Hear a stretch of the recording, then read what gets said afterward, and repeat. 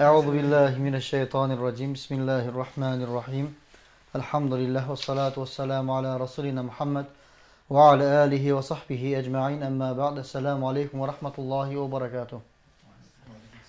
Qadrli cemaat, Allah Teala kelgen qadamlarımızda kutlu olsun inşallah. İslam dininde, İslam yolunda salih orpak bolumuzda cenede saliha orpak terbiyeli bilümüzde Allah Teala barsamızga nasip etsin. Haybar soğusu Hicrettin 7. yılı boldu. Ne üçün boldu? Haybar degen bol 7 kaladan turатын Yahudilerden kamalı. Ol jerde yegistlik ben kurma bağı болады. Yani askeri 10 mыңдай болған Mahrab деген қолбасшысы бар. Және де өздерінің askerlerine sengen bir жер Haybar. Осы Haybar оқиғасынан бұрын Худайбия деген bir келісімшарт болады. 10 жылдық. Пайғамбарымыз қай қалада туылды? Меккеде. Ол жерде қанша жыл дінді уағыздады? 13 жыл.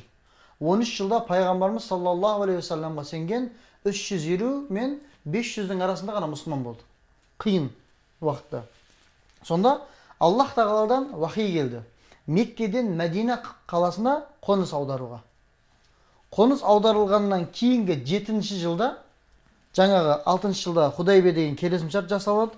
Меккелік мүшриктер мен Мәдиналық мұсылмандар 10 жылға бір-бірлерімен соғыспауға келісімшарт істейді. Және де 7-ші жылдан бастап мұсылмандар Меккеге барып, ешқандай соғыссыз омра жасауларына рұқсат береді. Осы оқиғадан кейін Меккеліктермен арасы дұрыс болғаннан кейін пайғамбарымыз өздеріне қауіп төндіріп тұрған, яғни бұлай болады. Мәдина қаласы мына жерде болатын болса, соның солтүстігінде орналасқан және де 150 мен 180 километр ұзақтығындағы Хайбар қаласы болады.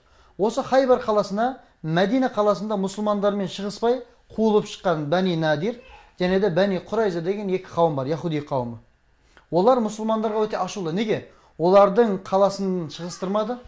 Және де олардың бүкіл мал-мүлкі Мәдинада қалып кетті, өздері қашып кетті. Соның үшін Сирияға және де Иракқа баратын Мәдина керуен жолдарын тосқауыл болуға тырысты. Осы керуеннің жолын ашу үшін пайғамбарымыз не қылды?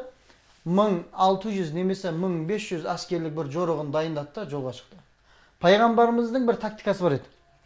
Тактика дегенде қалай? Сахабаларына бір жерге шығудан 3 күн бұрын бүйтіп айтады екен. Жорыққа дайындалыңдар. Қайда баратынын, қанша күнге баратынын, не істейтіндерін ешқашан айтпайды екен. Бұл стратегиялық соғыстың бір тактикасы. Неге? Арадағы тыңшылар дұшпандарға хабар жеткізіп, олар бізге дайындалып қалмас. Яғни дұшпанды дайындықсыз ұстап, ең аз мөлшерде қан төгіліп, оларды исламға жүректерін ысындыру болады мақсат. Осылай айтады екен, жорыққа аттанайық дейді екен, сонымен жорыққа шығады. Жорыққа шыққанда мынандай мәселе. Бұлай болса, нанмен көрсетпейік, мына тарелкамен, мына Мәдина қаласы, мына жер Хайбар. Бұлай 150-160 километр дедік. Бұл хайбарлықтар, яхудилер, ақымақ адам емес, ақылды. Мына жерде Ғатафан деген бір ру бар. Мына жерде Фарази деген ру бар. Мына жерде Бәни Сүлейм деген ру бар. Бұлар қарақшы рулар. Бұларға ақша бересің, керуендерді басып алады. Бұларға ақша бересің, соғыста сенің жанында тұрады. Кім көп ақша берсе, соның досы. Бірақ мұсылман емес. Хайбардағы яхудилер бұлай келіседі. Біз Мұхаммедті дейді, саллаллаху алейхи вассаламды. Шөлге Мәдина қаласынан шығарамыз да, мына жерде екеуміз соғысамыз дейді. Сендер сол мезетте Мәдина қаласына барасыңдар да Мәдинадағы бүкіл мұсылмандарды өлтіресіңдер дейді. Бұл мұсылмандар қашып келгенде екі жақтан келіп біз талап тастаймыз. Қара, планды. Бұл Хайбар соғысынан бұрынғы болып жатқан келісімдер. Егер бұны істейтін болсаңдар, біз Хайбар қаласындағы 1 жылдық хурма азығы бар ғой. Мысалы ойлады, бізде қазір парниктер бар, басқалар бар. 1 жылдық пайдамды саған берем, егер мен осы жұмысыма жәрдем берсең деп тұрсын. Демек ки 40 мың топ ағаштан қанша хурма шығады ол жерде. Соның барлығын береміз деп тұр. Келісет, пайғамбарымыз былай тікесінен Мәдинеге Хайбарға бармайды. Бірінші былай кетеді. Ғатафандар жақпен кетеді. Бұлар пайғамбарымызға шабуыл жасаудан қорқып, өздерінің мал-мүлкін қорғау үшін артқа қайтады. Олар қорққаннан кейін пайғамбарымыз Хайбар қаласына кіріп келеді. Хайбар қаласына кіріп келейін деп жатқанда, сол жерде Ясар деген бір құл яхудилердің қойларын бағып жүреді. 400-500 қой. Сөйтті, сендер кімсіңдер дейді. Мен Алланың расулы. Біздің дінімізде Алла бір. Бүкіл адамдардың деңгейі бір дейді. Иман еткеннің барлық адам бір болып есептелінеді бізде дейді. Олай болса мен сендердің діндеріңді қабылдадым дейді. Алланың елшісі, менің қолымда қазір 500 қой бар. Бұл қой яһудилердікі. Не істейміз енді? Бәрібір 2-3 күннен кейін сендер бұны аласыңдар. Онда сразу осы 500 қойды аласыңдаршы өздеріңе. Мұсылмандарды боласың, қарындарың тойғызасыңдар, соғыста қолданасыңдар десе, пайғамбарымыз қайда? Бізде ислам дінінде мұсылмандардың арасында аманат деген нәрсе бар. Пайғамбармын дегеннен кейін 40 жасына келген. Мүшриктер сенбеді.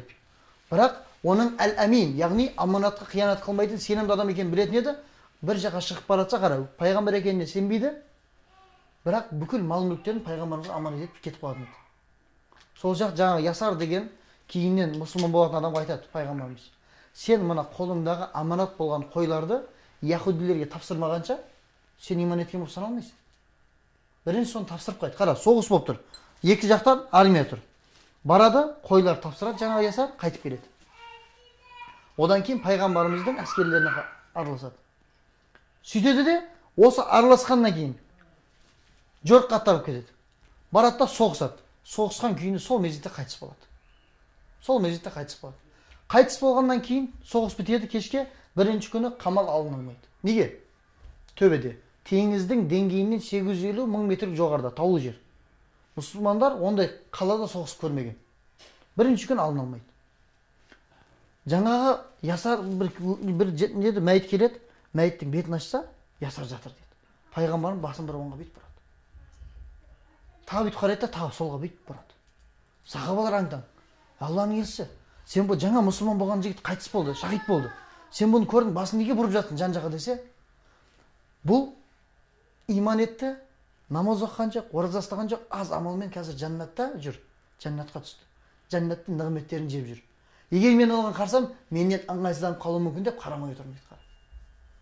Бұл дін сондай дін, егер ықыласымыз шынайы болса, бір амалымызбен жаннатқа кіріп кетуіміз мүмкін. Бір амал. Иман еттің, сол иман еткеннен кейін Аллах тағала жаныңды алып қойды. И жаннат. Осы жағдай болады. Сосын осы пайғамбарымыз Хайбар қаласына келіп жатқан уақытта жолда бір адам мұсылман болады. Сөйтіп кешкісін отырғанда ғанимет деген сөз бар, ғаниме. Ғанимет деген мұсылмандардың соғыстан алған пайдалар бар, жаңағы алтын алады, жаңағы қойлар бар, сиырлар бар, осыларды соғысқан әскерлерге теңдей бөлініп беріледі. Сөйтсе жаңағы жолда мұсылман болған кісіге мынандай пиалада бір кішігірім ақша беріледі. Ал, бұл не десе, бұл ғанимет. Соғысқа қатысқандарға беріледі десе, Алла елшісіне барыпты. Алла елшісі, Алланың елшісі. Мұхаммед саллаллаху алейхи ва саллям айтып отыр. Мен мына алтынды алмаймын дейді. Неге? Мен алтын үшін соғысып жатқан жоқпын. Мен Алланың разылығы үшін мойнымнан мынандай жеріме оқ тиіп, өлуді ниет етіп отырмын дейді. Шахид болуды армандап отыр. Сонда пайғамбарымыз бұрылып қарап, Аллах тағала сен нені ниет қылған болсаң, соны туралап қояды дейді. Және де сол сахаба ертесі күн жорықта мойнынан оқ тиіп қайтыс болады. Шахид болады. Пайғамбарымыз айтады, кімнің ниеті не болса, амалда соған жараса болады. Біз шынайы ниет қылсақ бір нәрсені. Ілім алуды ниет қылдық, бірақ ілім алатын жолға шықтықта ойымыз бұзылып кетті. Неге? Ниетімізде амал бір болмады. Бұның сауабын алмаймыз. Пайғамбар саллаллаху алейхи ва саллям хадисте айтады. Талабул илми фаридатун аля кулли муслим. Ілім талап ету бүкіл момын мұсылмандарға парыз. Және хадистің жалғасында қайтып келгенше Алланың жолында жүрген болады дейді. Бұл Алланың жолында жүру үшін іліміз дегенде қара, просто мәселе, іліміз деген Алланың жолында жүру үшін нәпсті тыямыз. Көзімізді, тілімізді жаңағы боғауыздан, басқадан ұзақ ұстаймыз. Егер осыны істесек, біздің амалымыз бен жүрегіміз бір болатын болса, істеген бүкіл амал иншалла Аллахтың құзырында қабыл болған болып есептелінеді. Бұл қамалды алу тарих бойынша 10 күнге созылып кетеді. Кейбір жерде 13 күнге созылады дейді. Пайғамбарымыз кішкене сырқаттанып қалады. Сөйтеді жорықтың басына Абу Бәкір радиаллаху анхуды қояды. Ей Абу Бәкір, мына туды ал, қаланы алып қайт. Азаннан кешке дейін соғысылады, ала алмайды. Келеді, өкініп. Ертесін айтады, ей Омар, мына туды ал, барды алып қайт. Азаннан кешке дейін соғысылады. Мұсылмандардан шахид болатқандар бар, яһудилерден қайтыс болатқандар, бірақ қала алынбайды. Айтып келеді. Үшінші күні түнде пайғамбарымыз саллаллаху алейхи ва саллям ертең таң намазынан кейін Аллах тағала бұйырды, мына туды Аллахты және пайғамбарды сүйген адаммен осы қаланың алынады дейді, есік алынады, ашылады. Сонда бүкіл сахабалар сол түні ұйықтай алмапты. ұйықтай алмаған. Аллахты қара, ол сондай бір құл болады екен да, сол құлға ту беріледі, және сол соғыс ұтылады. Мұсылмандар ұтады. Және де ол құлды Аллах тағала және пайғамбар жақсы көреді екен. Ойла. Біздің сондай бір амалымыз бар да, Аллах тағала бізді жақсы көрді. Болды. Бұдан кейін шайтан, жын, фитна, зина, бірдеңе, бұлардың бізге ешқандай бір несі болмайды, зияны келмейді. Аллах тағала бізді жақсы көріп қойды. Аллах тағала жақсы көрген құлын әрдайым қорғайды. Сөйтті Омар радиаллаху анху айтады: мен дейді өмірімде қолбасшы болуға бұншалықты өзім қаламаған едім дейді. Түнімен дұға қылдым дейді ғой. Аллахым, ертең менің қолыммен бұл қамал алынса екен. Аллахым, мен осының басында болсам екен дейді. Мен өмірімде бірінші дүниеде бірдеңе сұрадым дейді ғой. Мұсылман болғаннан кейін. Таң намазы болғаннан кейін Омар радиаллаху анхуның істеген жұмысы: пайғамбарым мені іздеп қалмасын деп алдына тұрып алдым дейді. Алдына тұрып алып бүйтіп айтайын деп жатсаң бүйтіп тұрады ғой, алдына тұрып алдым дейді. Мен іздеп қалмасын деп. Сөйтсе Али бин Аби Талиб қайда? Али. Қазір бізде осы жігіт тұрады, Али хан, Мұхаммед Али. Бұл Али деген кісі кім? Біздің мазхабта бәбіл айлм дейді, ілімнің есігі. Фих деген мәселе бізде осы кісіден келеді, біздің мазхабта. Ілімнің есігі. Батыр ма? Батыр. 9 жасында, немесе 8 жасында исламға кірген. Өзінің 16-18 жасында пайғамбарымызды кішкентай қанжармен ана пайғамбарымызды өлтіруге келген бүкіл рудың бір-бір киллерлерін қорғаған адам. Али радиаллаху анху, пайғамбарымыздың күйеу баласы. Қожалардың атасы дейді ғой, енді ол бәрі сілсіламен келеді. Сол кісі қайда дейді. Оның көзі ауырып жатыр дейді. Жүре алмайтын дәрежеде дейді. Алып келіңдер дейді. Бір адамға бүйтіп сүйеніп алып келіңдер. Күйеу баласы оқыған кезде ма? Күйеу баласы. Хижреттің 2-ші жылында үйленеді, Аллаху алам. Сөйтті алып келіңдер дейді. Алып келсе кәдімгідей бүйтіп тұр дейді. Бүйтіп дұрыстап қоясың, мына бетте деп сөйтіп тұр дейді.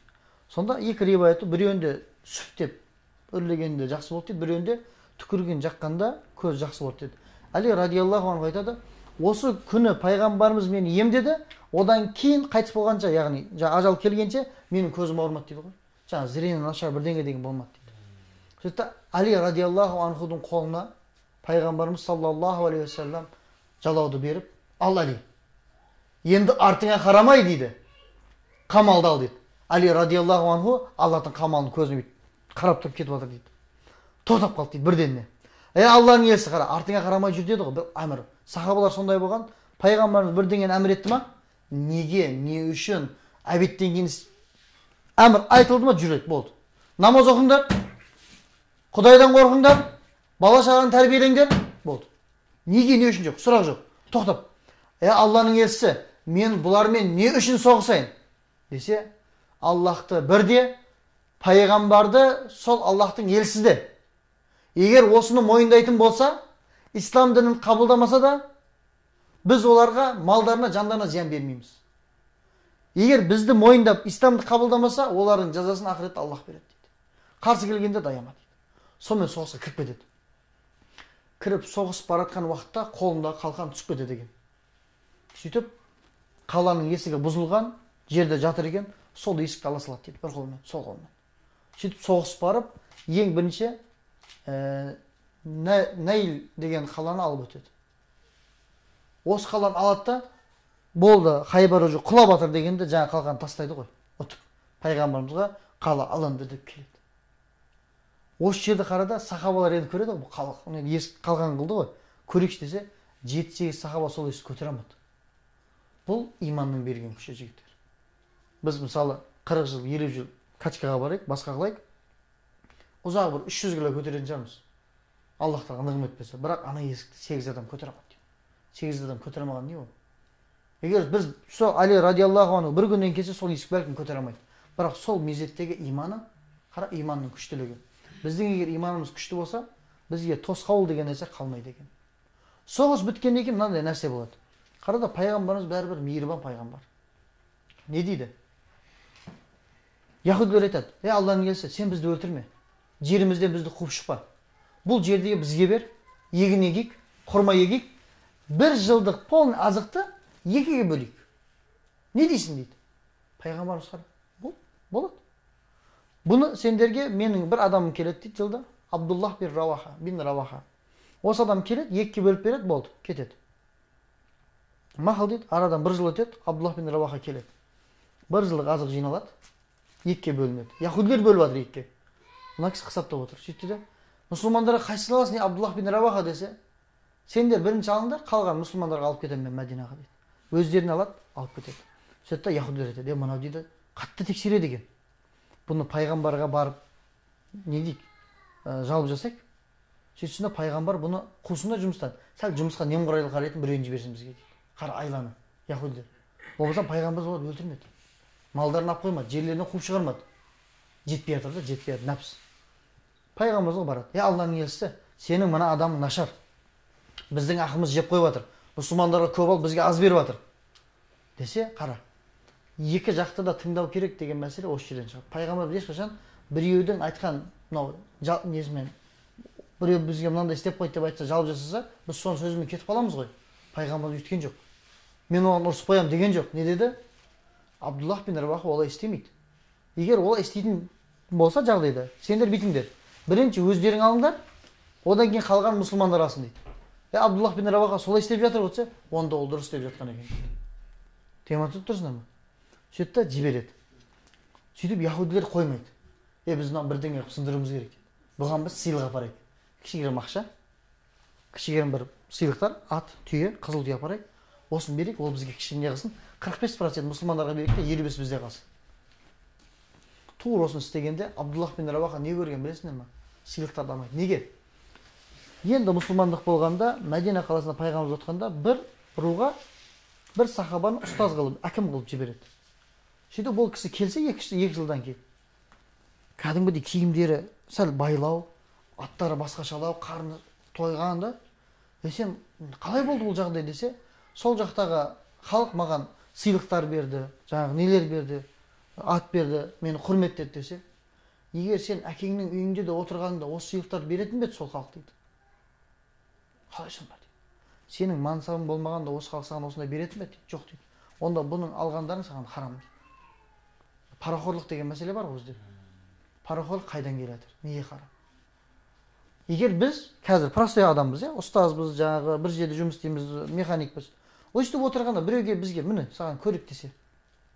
Және де біз мансапқа келгенде сол адам бізге сыйлық беретін болса, бұл бір пара болып есептелінбейді деген. Бірақ біз сол кезде отырдық, ешкім келмеді. Бірақ бір мансапқа келдік, директор болдық, басшы болдық, әкім болдық. Сол уақытта бізге біреу сыйлық беріп жатса, біз иманды адамдар сол нәрсені алмауымыз керек. Неге? Ол харам екен. Сол сияқты Абдуллах бин Раваха осы оқиғаны жаңағы яһудилерге айтып, мен сендерден сыйлық алмаймын. Мен маған бекітілген міндет істеймін. Бәйтул малдан маған бөлінген ақшаны аламын. Болды дейді. Қара. Бұл нағыз мұсылман. Сөйтті алмайды. Осы соғыс кезінде бір мәселе болады. Сахабалар өз арасында сөйлесіп отыр, осы 5-6 адам. Бір адам сондай соғысты, батырларша соғысты. Иншалла шахид болған шығар дейді. Пайғамбарымыз естіп қалады. Кім дейді? Пәленше. Ол тозақы болды. Аң-таң бәрі. Қара, батырсың, Бәдір соғысына қатысқансың, Хандак соғысына қатысқансың, Худайбияда болғансың, Хайбарға келдің, батырларша соғыстың, тозаққа түстің.